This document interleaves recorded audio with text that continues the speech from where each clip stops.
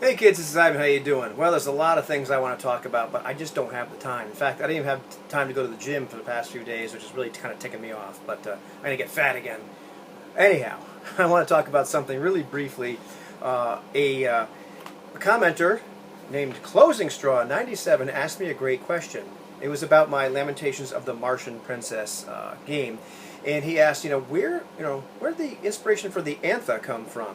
You can figure out where everybody else came from, like the Talons, it's Earth Final Conflict, and the Ishtarians, which is Fire Time by Paul Anderson, and the Scarans, which is Farscape, and the Sleestak, which is Land of the Lost.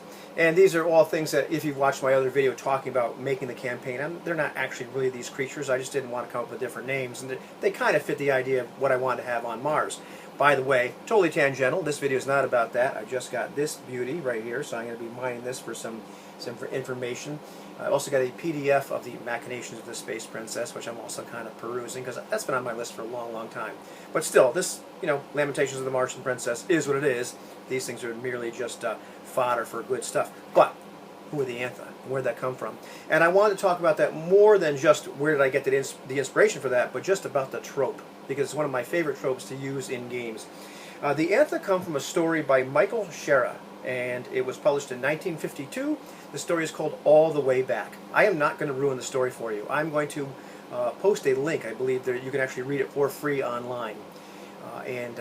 One of my favorite short stories from science fiction.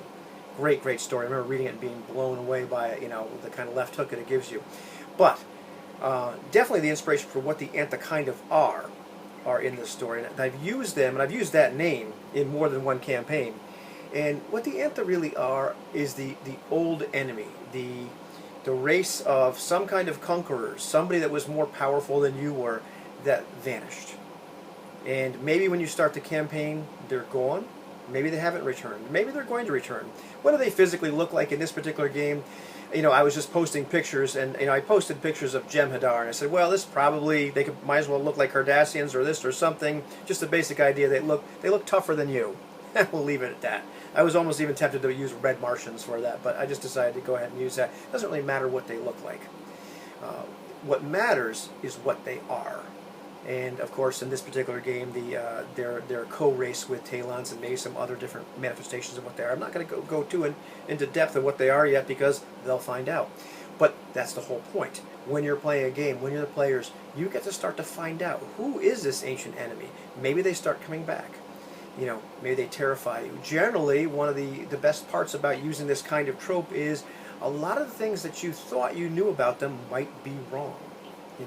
I think a fairly good example of what that whole idea is what they did with the Cylons in the remake of Battlestar Galactica. It doesn't matter whether you like that or not. I kind of liked it. I watched the old one, the original one, like as it came out. I remember watching the opener as a child. So I have a lot of history with that particular IP. But once again, it's that idea that we haven't seen them for a long time. Our ideas about what they are completely, maybe they're a little bit off, because maybe they've changed, or maybe we're just dealing with faulty history. And it's an old trope, it's a well-used trope, it's one I find still works really, really well. And I enjoy using it in some manner in a lot of games, because that gives the players a lot of room for discovery, figuring out what these things are, and maybe you get to be heroic. Maybe you get to stop them before they do the thing, and you find out they're going to do the thing. And maybe you can use them to kind of foster a feeling of helplessness, that this is an entire race. This is something that's bigger than you. It's not about beating the Antha. It's about, what can you do on the outskirts? What can you do to save your own skin? Or what can you do to rebel, or whatever, all the little peripheral type things, as opposed to you really have a shot to become big damn heroes and take the whole thing down.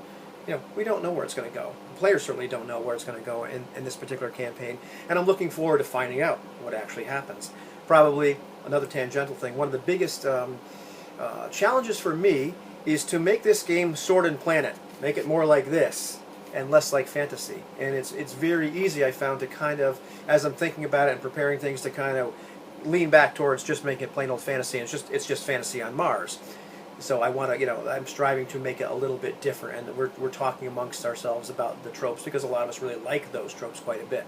My players have all fed me a ton of information from various sources saying, hey, can we do this, can we do that, here's some ideas. And I talked about that collaborative setting thing already. But anyhow, probably more long-winded than I should have been. Go read the story, fantastic story, but the Antha, what they represent, that ancient foe, that race from beyond, the old conquerors, the things that were gone that, ooh, now they're back. I love that trope, and it's something that, for me, even though it's an old trope, never gets old.